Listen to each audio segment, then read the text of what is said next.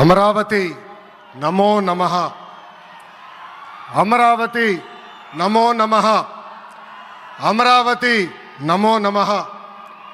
వేదికమైనున్న architect of modern Bharat గౌరవ ప్రధానమంత్రి నరేంద్ర మోడీ గారికి, మన పేదల నాయకుడు గౌరవ ముఖ్యమంత్రి చంద్రబాబు నాయుడు గారికి, నా అన్న గౌరవ ఉప ముఖ్యమంత్రి పవన్ అన్నకి, వేదికమైనున్న ఇతర గౌరవ పెద్దలకు, ప్రాణాలు సైతం లెక్క చేయకుండా అమరావతి కోసం పోరాడిన రైతులకు, ప్రజలకు నా హృదయపూర్వక నమస్కారాలు. ముందుగా పహల్గామ్ ఉగ్రవాద దాడిలో చనిపోయిన వారికి నేను నివాళులర్పిస్తున్నా. ఉగ్రవాదుల దాడిలో చనిపోయిన వారి కుటుంబానికి దేశం మొత్తం అండగా నిలబడుతుంది. పాకిస్తాన్ గీత దాటింది, అమాయకుల్ని చంపింది, చాలా పెద్ద తప్పు చేసింది. ఒక్క పాకిస్తాన్ కాదు, 100 పాకిస్తాన్లు వచ్చినా భారతదేశం నేలపై మొలిచిన గడ్డి కూడా పీకలేరు. 100 పాకిస్తాన్లకు సమాధానం చెప్పే ఒక్క మిసైల్ మన దగ్గర ఉంది. ఆ మిసైల్ ఏంటో తెలుసా? నమో గౌరవ ప్రధానమంత్రి నరేంద్ర మోడీ గారు. సింహం ముందల ఆటలు ఆడకూడదు, ఆడితే ఏమవుతుంది? మన సింహం నమో కొట్టే దెబ్బకి వరల్డ్ మ్యాప్లోనే పాకిస్తాన్ అని మిస్సింగ్ రావటం ఖాయం.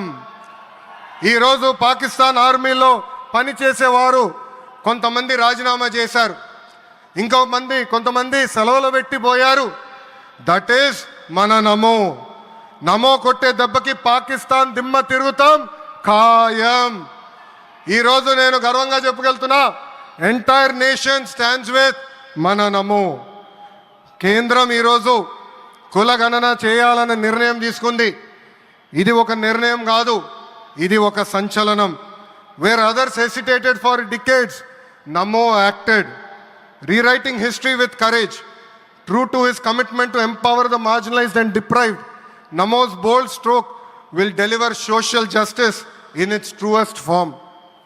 నమో గారికి ఆంధ్రప్రదేశ్ అన్న, అమరావతి అన్న ఎంతో ప్రేమ. ఇప్పుడు ఆయన ఢిల్లీలో ఎంత బిజీగా ఉన్నారో మనందరూ తెలుసు.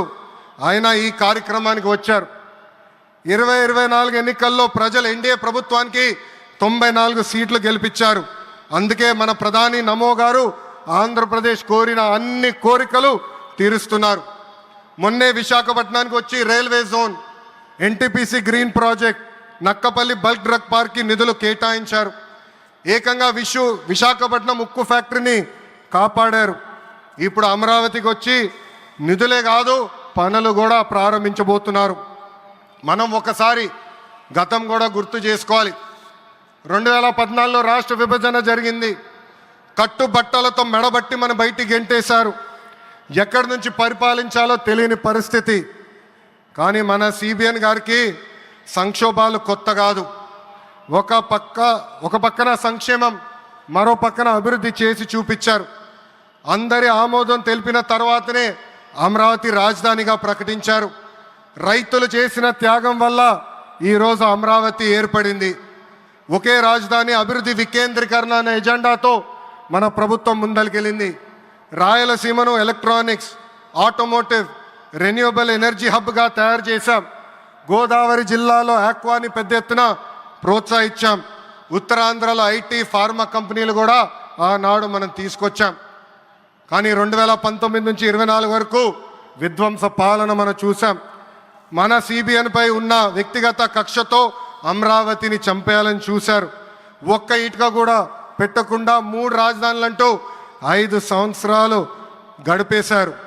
8 ఏళ్ల పిల్లోడి దగ్గర నుంచి 80 సంవత్సరాల వృద్ధుడి వరకు జై అమరావతి అంటూ జెండా బతుకుని రోడ్డు పైకి వచ్చి ధర్నాలు చేస్తాం, పోరాటాలు చేస్తాం, మనందరం చూసాం.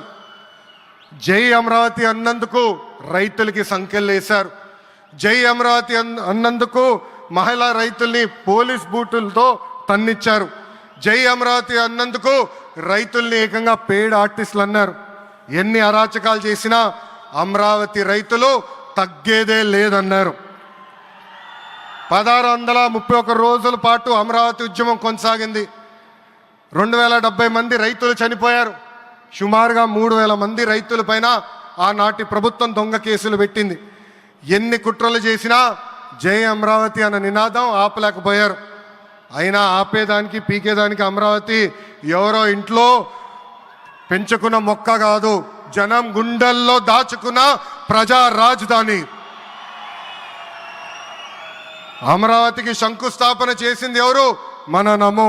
మన నమో శంకుస్థాపన చేసిన అమరావతి ఆపే దమ్ము ఎవరికి లేదు. 1631 రోజుల పాటు పోరాడి అమరావతిని నిలబెట్టిన రైతులకి నేను ఈరోజు శిరస్సు వంచి నమస్కరిస్తున్నాను. ప్రధాని నమో గారి చేతి మీదుగా అమరావతి పనులు తిరిగి ప్రారంభం అవుతున్నాయి. ఇంకా అమరావతి అన్స్టాపబుల్. అభివృద్ధి వికేంద్రీకరణ అంతే స్పీడ్గా జరిగిపోతుంది.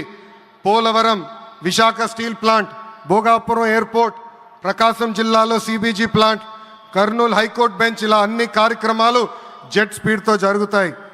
ప్రజాప్రభుత్వం ఏర్పడిన 10 నెలల్లోనే 8 లక్షల కోట్ల పెట్టుబడితో వాటి ద్వారా 5 లక్షల మందికి ఉద్యోగాల అవకాశాలు కల్పించడానికి అనేక నిర్ణయాలు మేము తీసుకున్నాం, ఒప్పందాలు కుదిరించుకున్నాం.